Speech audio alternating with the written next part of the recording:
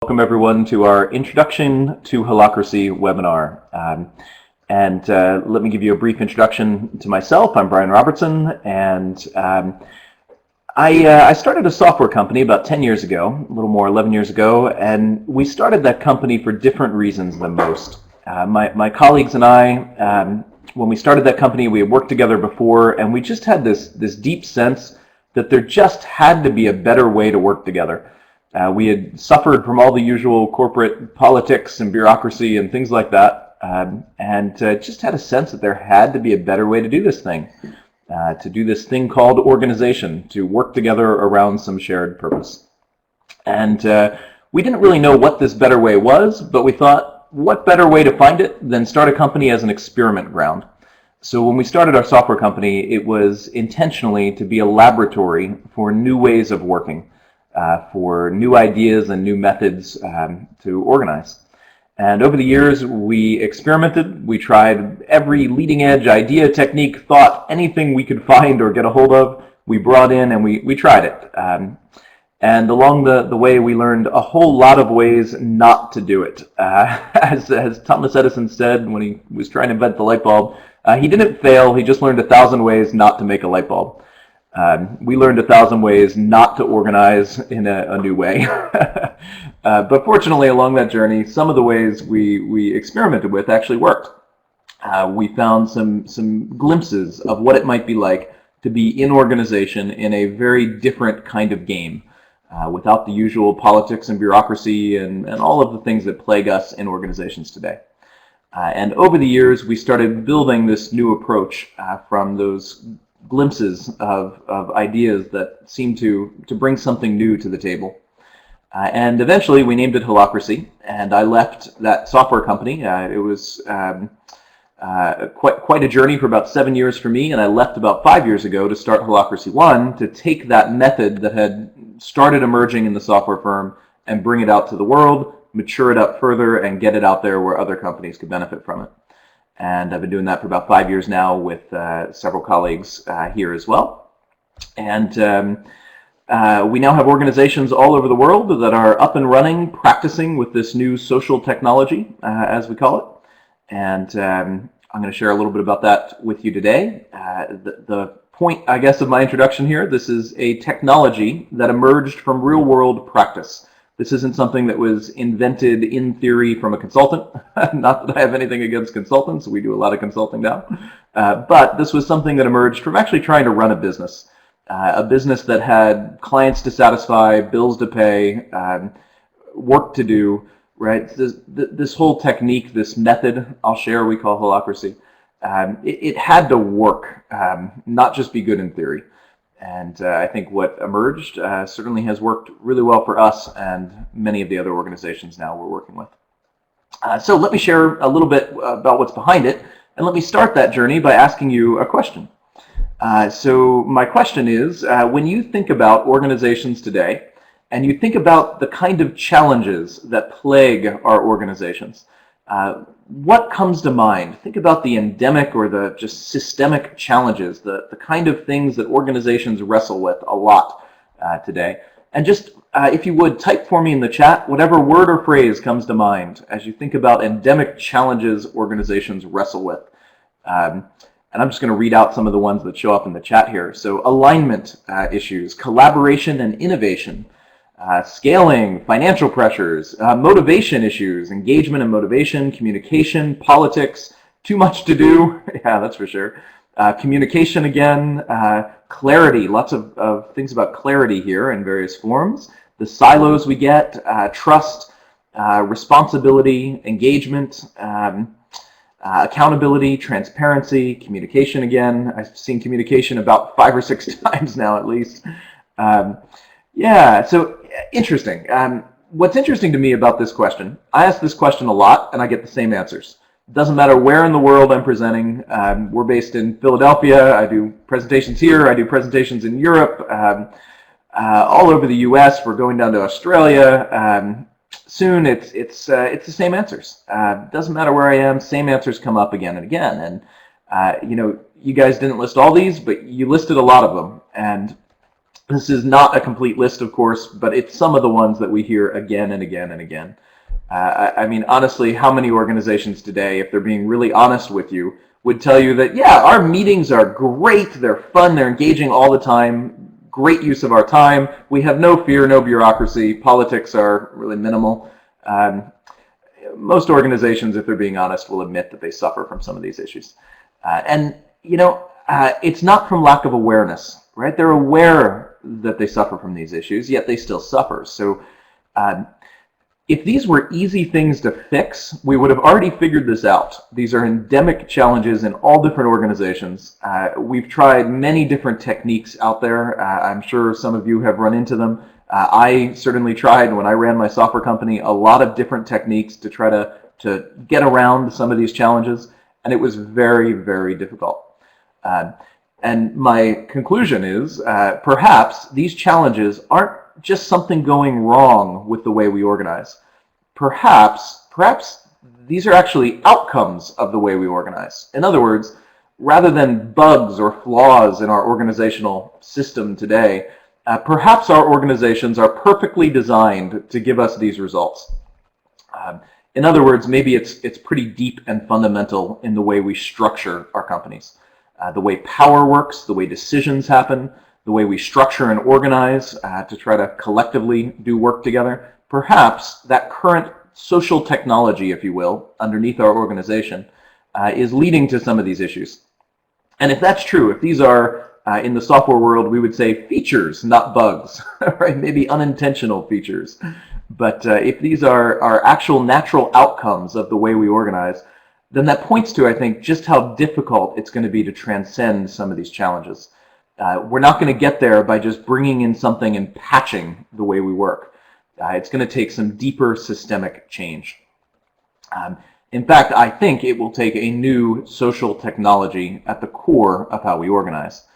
And I know we often don't think of our organizations as having a technology underneath of them, but of course they do. Any human collective endeavor, there is some set of fundamental techniques, ways of working, a way of making decisions, sharing power, communicating, organizing, right? There's a social technology, an operating system underneath of our companies today. And that operating system is quite old now. If you look at the evolution of organizational management, our modern approach to organization has been around somewhere between 50 and 100 years. That's quite old technology. As far as the speed of change we've seen in technology in the past 20 years, our organizational technology has been left quite far behind.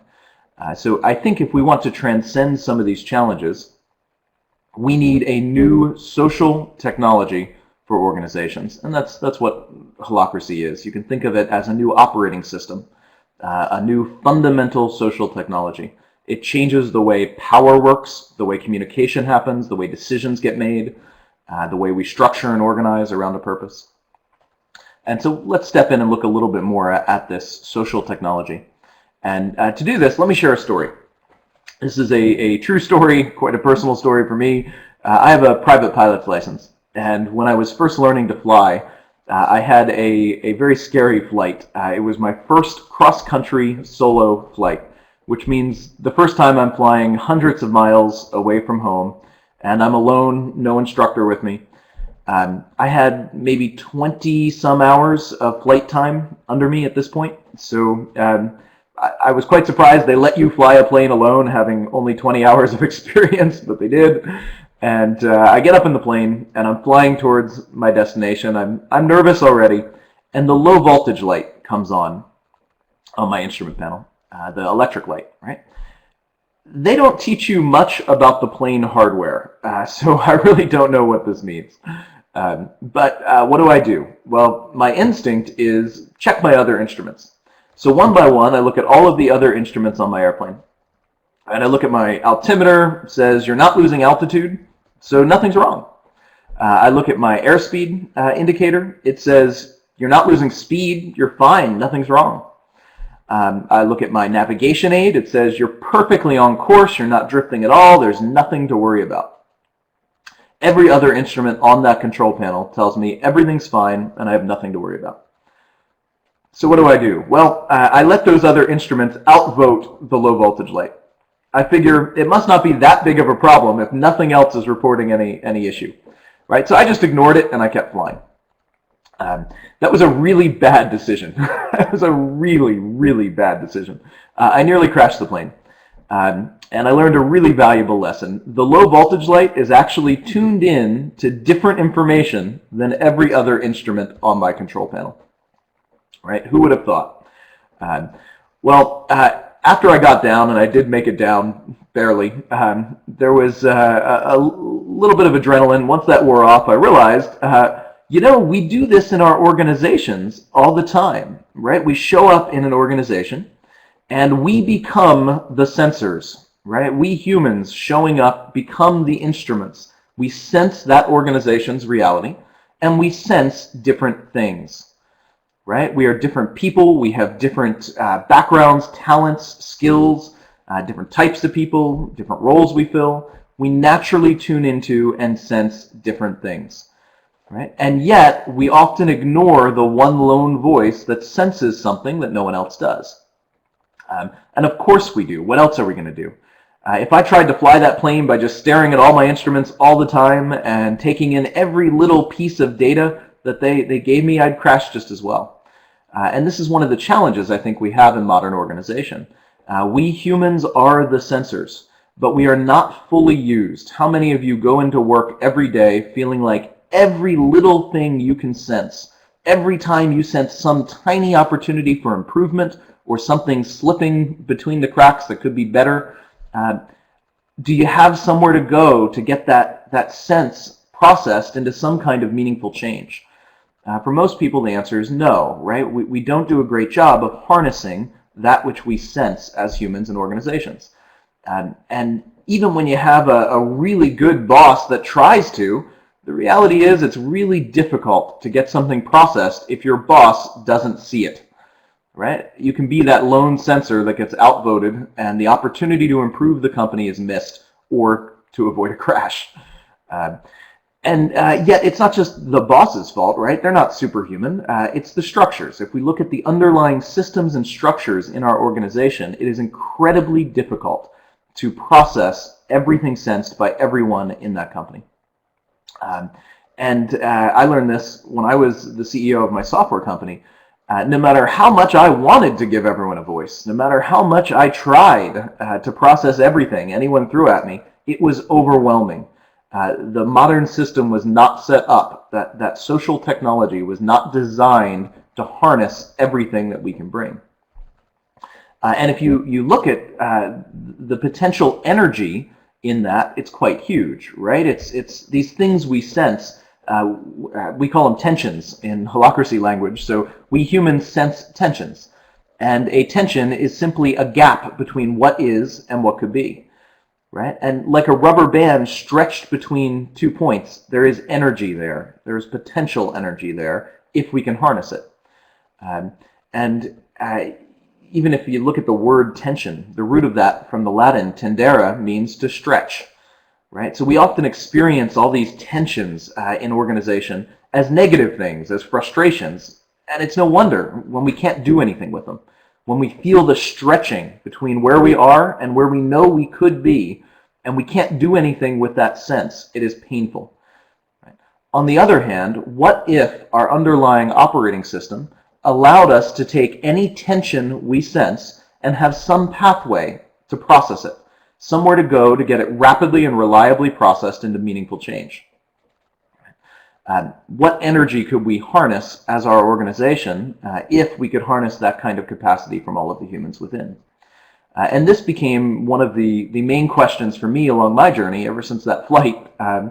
Really, how can we build an organization where any tension sensed by anyone, anywhere in the company, has some place to go to get rapidly and reliably processed into meaningful change? Right? That became a core question, a focusing point for me.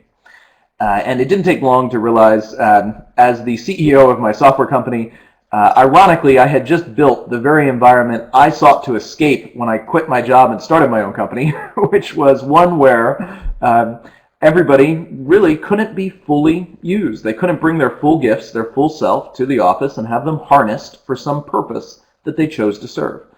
Right? I just built that very same company by using the modern structure underneath. So that sent me on the journey looking for alternate structures. And that brings us nicely to what is holacracy. So if we just were to summarize this whole new technology, that's one of the metaphors I use right away. It's a new social technology for organizations. It's a new way of showing up and structuring an organization, of structuring power and work and organization to get stuff done for a purpose. It replaces what we're used to. We're used to our kind of modern top-down, manager-driven, predict and control environments. That's a social technology underneath a lot of organizations. And some organizations have tried to move past that by throwing out the current social technology. I tried that too at one point, and it was a disaster. The challenge is not that there are limits in the current social technology, it's what to replace it with. So holacracy is a replacement social technology for organizations. And it's one that harnesses a distributed authority system. If we want to allow everyone who senses anything to get it processed to move the organization towards its purpose, it's not enough just to be sensors. We need to be able to act locally. We need most decisions to be made at the level where the sensing is happening, right then and there. So we need a distributed authority system. So holacracy is a new social technology that distributes authority. It defines and distributes who can make which decisions, where, within what limits, how, and why. It gets all of that crystal clear so that when you show up in your organization, you know exactly which decisions you have the authority to make, within what constraints, and the same with everybody else. So you know when you need to go to somebody else and what authority they have. And this authority is distributed. It is not centralized. It's not a feudal empire. And we'll talk a little bit more about how that shows up a little later in the webinar. So for now, just consider it is a distributed authority paradigm. And it is built around a new structure to get there, a more organic structure that we'll also come back to and talk about a little bit more. And all of this new social technology is grounded in expressing a purpose. So the point of an organization running with holacracy is not to generate profit. Profit becomes a metric, a really valuable metric, but not a purpose. A purpose is, what is this organization here to bring to life in the world? What is the world calling on it to provide? What service can it offer to the world? What is its purpose? And everything in holacracy is organized around that. Everything else becomes an outcome. Profit becomes an outcome. An engaged, happy workforce is not the goal, it's an outcome. It's a consequence of running with a technology that allows everyone to show up by their own choice and bring their full gifts while serving a purpose they choose to serve that is beyond any of us. So it is a social technology grounded in expressing a purpose in the world.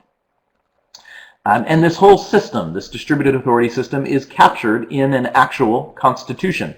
You'll find it on our website. There is a holacracy constitution that documents the rules of the game. If you think about the way we run an organization, one of the quotes I love people will often say about holacracy, it makes it into a game, the game of organizing. And any good game has to have rules. It's not very much fun to get out on the soccer field and then, just do whatever, right? It's fun to have some guiding constraints, some rules that help us figure out what freedom we have within what structure to get towards some goal. And in holacracy, we have a set of rules of the game documented in a constitution that defines the distributed authority structure. And I'll reference that as we go and point back to some pieces of it. So let me introduce a key distinction that we use in holacracy. A key distinction around how the system, the social technology actually works. And this is a distinction that you may have heard before. It's a pretty popular one in the business world. The difference between working in and working on the organization. And the way this phrase goes, it's very easy to get stuck as an entrepreneur or a leader or a manager working in the business, doing the work, getting work done, versus working on the business, restructuring how do things work around here. Not what decisions are we going to make, but who makes those decisions and how are they made? What process should we follow? right? So working on the organization is about structuring and shaping it at a meta level. With Holacracy, we introduced two different domains and processes for each. And those domains are the domain of operations versus governance. So working in the business is about operations, execution, getting the work done. And working on the organization is about governance. It's about governing the way the operations actually works. So for example, we have a set of slides that you're looking at right now. We have operational questions like what fonts do we use, what graphic design format for the slides. Those are all of our operational decisions to make. But then we also have governance that's relevant even if we never talk about it. And most organizations get so stuck working in and making those kinds of decisions that they miss the governance. And the governance is, well, who makes the slides? Who makes those decisions? Who chooses what fonts, what color, what scheme? Who chooses that in the first place and within what requirements? What can we expect of that person? Can we expect them to integrate my input as our spokesman who's going to present from these slides? Those are the kinds of governance or pattern level decisions. When we have a good working on the organization focus, we need to balance as much as we make specific decisions with how we make those decisions. And one of the things Holacracy does is give you tangible, clear processes for both working in and working on, or operations and governance. And each one represents a different pathway to process tensions, right? So we talked about processing tensions. There are some tensions that are best processed by doing something. We have a decision to make. We need to take an action, right? That's about operations, and there are channels to process those kinds of tensions.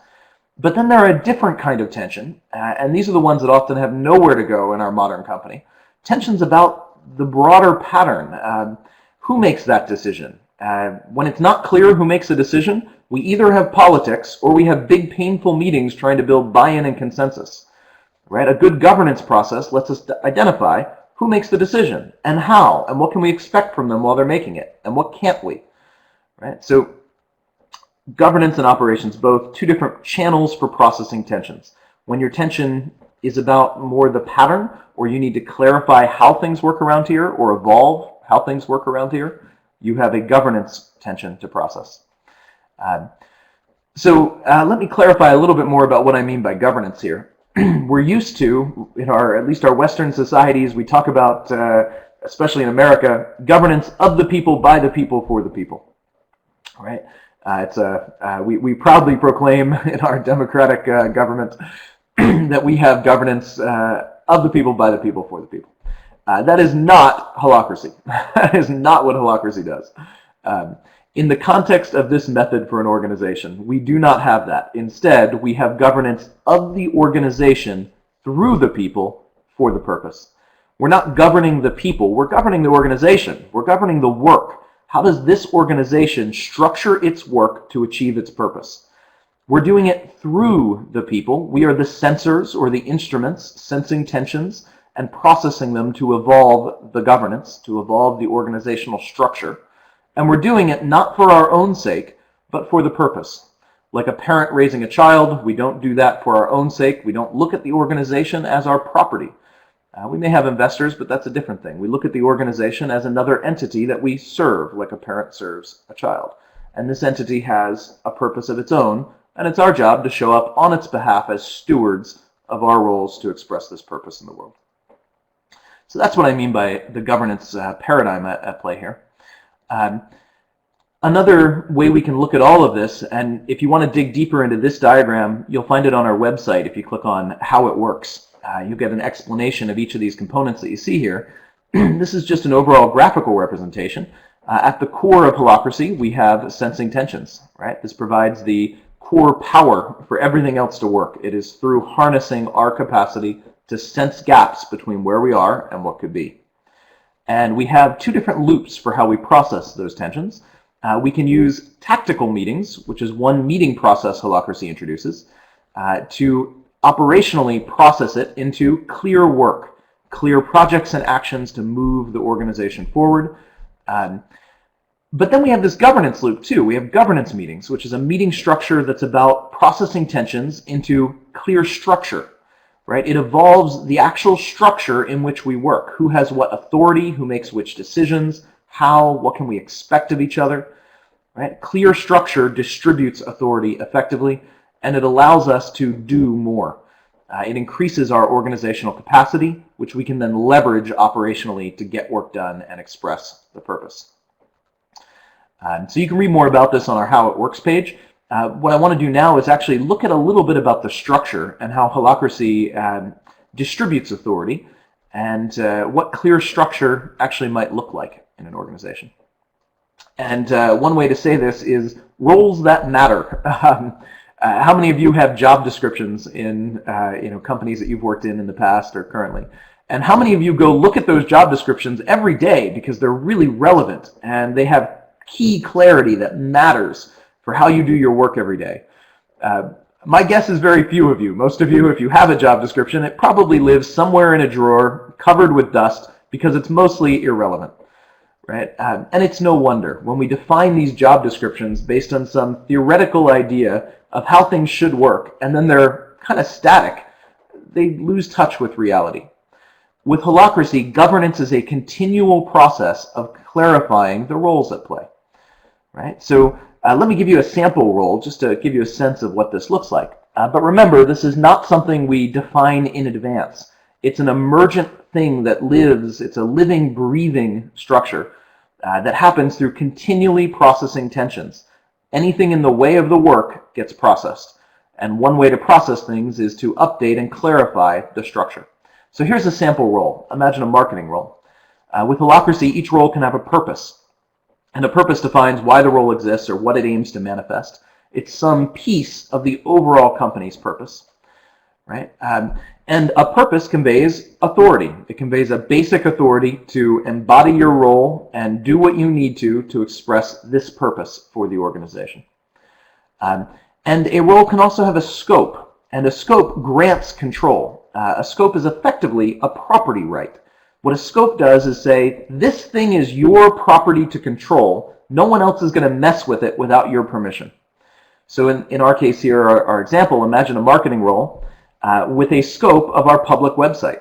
Right? What that's saying is this is the marketing role's authority to control this property. No other role can mess with it. And same with our social media accounts. All right, so a scope is actually centralizing control. And this is an interesting piece of this. It is centralizing control in a role which is itself distributed. So everyone in the organization is going to have roles, probably multiple. This isn't a one-to-one mapping. Every individual human will fill many roles and energize those roles for the company. Each of those distributed roles has its own authority, and each one can have its piece of centralizing control. So our marketing role can centralize control of the website to make sure everything coming into that fits and makes sense and all that. But another role might have a different piece of control.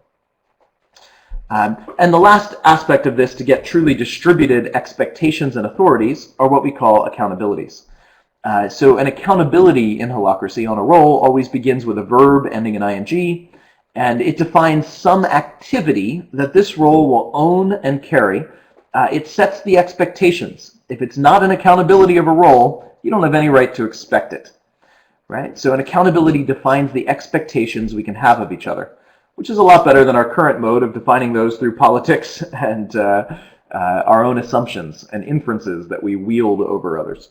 So with Holacracy, the core rule, if it's not written down in the governance, the expectation, you have no right to expect it if it's not written down in the governance. So an accountability defines what we can expect of your role, and it also defines the authority. They go hand in hand. So if you have an accountability, you also gain the authority to take any action you need to in order to express that accountability or the purpose of your role, as long as you don't violate another scope, as long as you don't impact a scope of another role without their permission.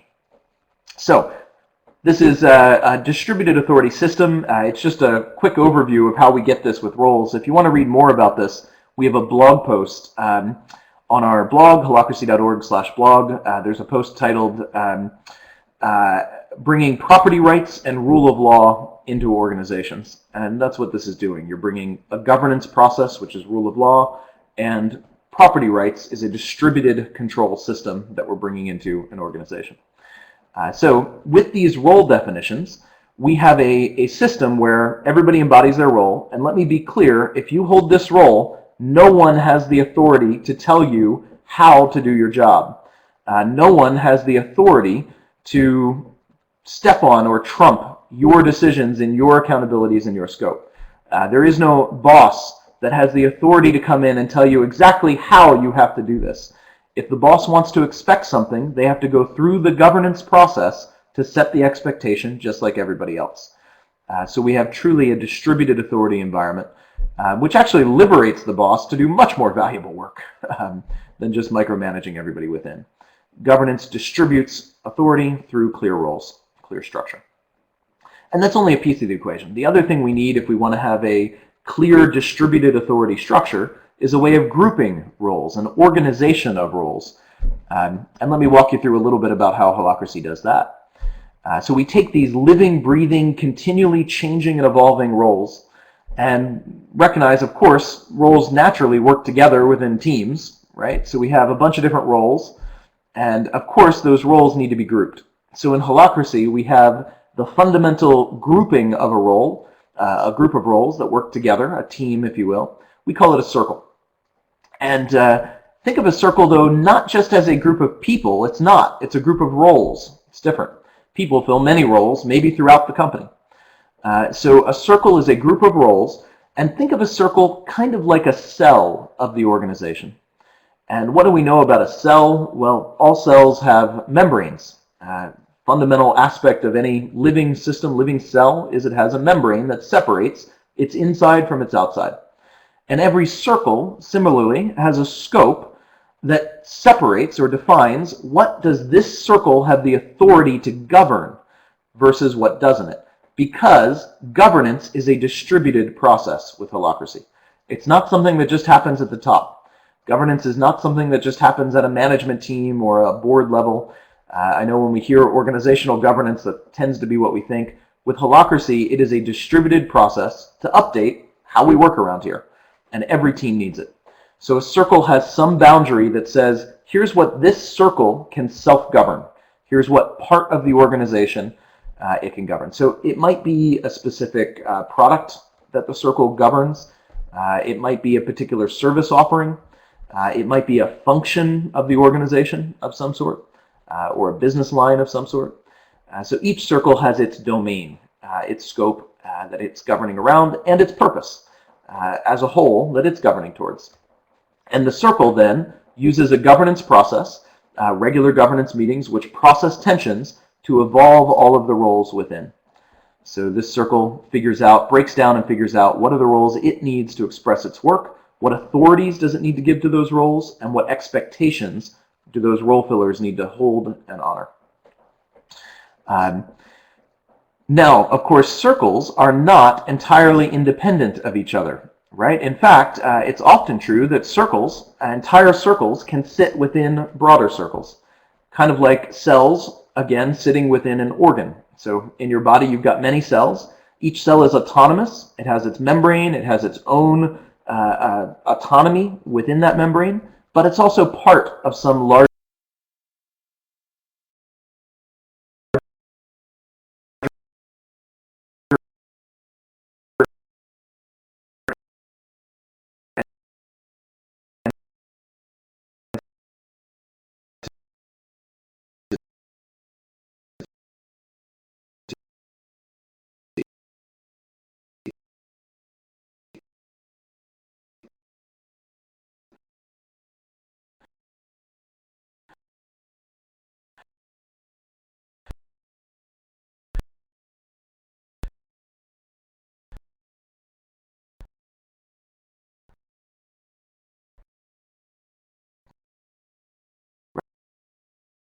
right? So you might have cells part of an organ.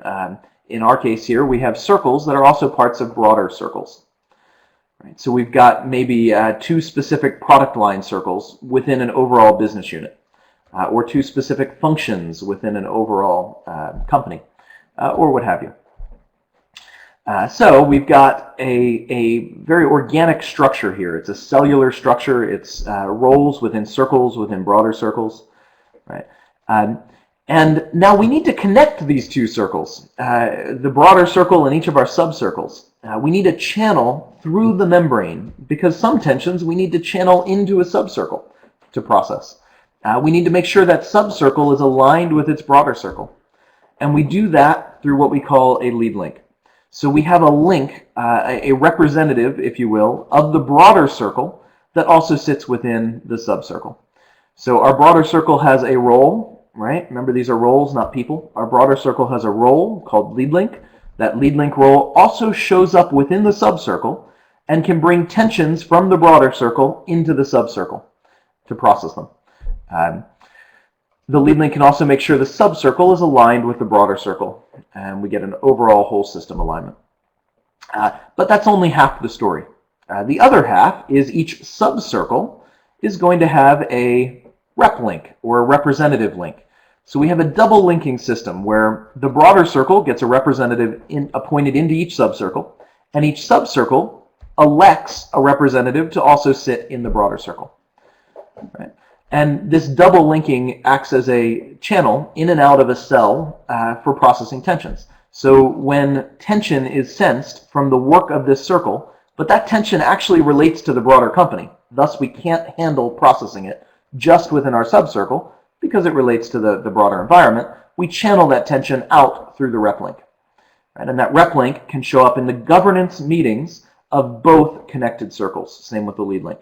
So remember, every circle is holding governance meetings to govern its roles, and in this case, the lead link and rep link attend the governance meetings of both the broader circle and the subcircle. Same with the operational or tactical meetings. Not necessarily every meeting, but at least the core meeting processes Holacracy defines for you. So for example, if you have a circle, yeah, Olivier, thank you, great example. So we've got maybe we have a sales circle here, and within that sales circle we have a sales role, all right, say an inside sales role, somebody that's answering the phones, and that role might be filled by many people for different territories. You know, somebody's filling the inside sales role for the West Coast versus the East Coast versus Europe or whatever. So you can have one role filled by many people for different focuses. And we might have other roles. We might have maybe a marketing role in this circle, and maybe another role, maybe a order fulfillment. I don't know, whatever makes sense for the company.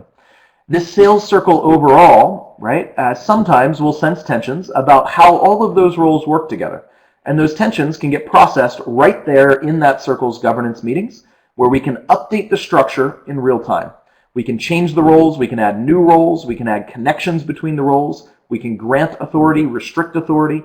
All of that, how we work in the sales department, can happen entirely within this circle's governance meetings. And there's a representative included from the broader circle to make sure we're aligned with their needs. Then we might sense a tension sometimes that's really not about the sales circle. Maybe over here we have a delivery circle, a fulfillment circle. Maybe that circle is about fulfilling the orders that the sales guys are selling, right? And maybe there's a tension sensed in sales that has something to do with fulfillment, or something to do maybe with the connection between the two circles, how orders are handed off from one to the other, right? If it's about the connection between our two subcircles, then it is by definition something in the domain of the broader circle to define how these two parts are going to interact and what each can expect of the other and what authorities each has. So that tension, if it's sensed in our sales circle, might get channeled through a rep link out into the broader circle. That rep link shows up at the governance meeting and evolves the governance of the broader circle, evolves the expectations and authorities, the connection points between the entire two circles. So just a simple example of how this whole thing can help channel tensions. The key thing, though, I think, to this structure that is subtle but profound. This structure is what you call a holarchy. A holarchy is it's kind of an organic structure of wholes within wholes, which are parts of broader wholes. So just like the human body, we have cells, which are autonomous whole entities with their own autonomy and authority and domain, and yet they're parts of an organ. And those organs are themselves autonomous whole entities that are also parts of something larger. So this structure is a holarchy. But the cool shift here, we haven't just moved from an artificial kind of status power hierarchy to a more organic holarchy. The key shift, We've moved from trying to organize people to organizing the work around the purpose. So in this structure, there are no people. We've just drawn right here with these role definitions that I showed you for each of these guys. We've drawn an organizational structure without reference to people, and one that is clear about authority throughout. So if we were to add people to this drawing, we're not organizing the people, we're not governing the people, we're governing the roles. If we were to add people, we'd have to put them outside of this. People are not parts of the organization. We have more autonomy than that, right? We are our own individual entities, and we show up outside this organizational space, and we bring our energy into it. We are the energizers of these roles, right? And we may fill multiple roles, just like we do in real life. You know, husband, father, child, all different roles we fill, and all different role relationships with others. So in this case, the humans, not parts of the company, the humans show up and we energize these roles. And when we do, we gain the authority to act on behalf of that role as its steward. And we gain the responsibility to act on behalf of that role if we choose to take it on. So we have an organizational structure that is clear, that grants clear distributed authority, and a governance process to evolve that authority so that we can process tensions about it and get the right structure, the structure that best serves the purpose, all while leaving us humans free to show up and do our best to bring our entire capacity to sense and process our reality into the roles we fill, with channels for processing whatever tensions we sense. So what that means overall when we're doing this, there's a pretty cool phenomenon that happens with organizations practicing holacracy. There is a differentiation that happens. I think when most organizations are born into this world, just like humans, they come fused with their founders, right? All babies start out very fused with their founder, if you will. Same with an organization. Organizations end up fused to begin with, but the healthy journey for an organization is similar to the journey of a child. It's one of differentiating and getting its own structure, its own autonomy, its own identity, if you will, its own purpose in life. Not one that's just there to serve the parent, right? Just like in our raising of our children. Our job is not to dominate them for our own sake. Our job is to help them find their own path in life, to differentiate from them, not abandon them, but differentiate from them, to let them stand on their own while still being there to show up in relationship with. And when you have a structure like holacracy that defines an organizational structure separate from the people within, and it's defining a structure of how this organization expresses its purpose. What roles does it need to get the job done? How do those roles get organized and grouped into the cells or the organs of the organization? Which of those roles has what authority? All of this is differentiated from us humans, right? It becomes a process of raising an organization. It becomes a process of helping this organization find its own path, its own journey in life to express its own purpose, its own autonomy. And one which actually invites us to more honor our own autonomy, to show up fully as ourselves authentically, to choose our work and our relationships, and to energize those roles we choose to energize on behalf of a purpose we choose to serve. And to do that while still honoring the autonomy and the differentiation of the organization to express its purpose in the world. So, all that to say, this is holacracy in a nutshell. There's, of course, quite a bit more to it. This has been a bit of a whirlwind tour. We captured the purpose of our organization, Holacracy One, that is really supporting this technology called holacracy. We capture our purpose as exquisite organization. And when I look at holacracy and feel it in action, for me, it really shows up as an exquisite approach to organization around a purpose. So you can find out more on our website, holacracy.org. You'll find various resources, articles, our How It Works page with more of a description. You'll also find upcoming trainings. We've got an online workshop happening next week that is a good way to get a deeper taste. We actually do simulations of the meeting processes so you can get a feel for some of the process. We do in-person workshops all over US, Europe, one coming up in Australia. We have deeper trainings for those that really want to dive deeply. We have a 5-day practitioner certification training. You'll find that on our website. We have one coming up in Brussels in October, and Sydney, Australia in November, and Boulder, Colorado in March. So you'll find all that on our website.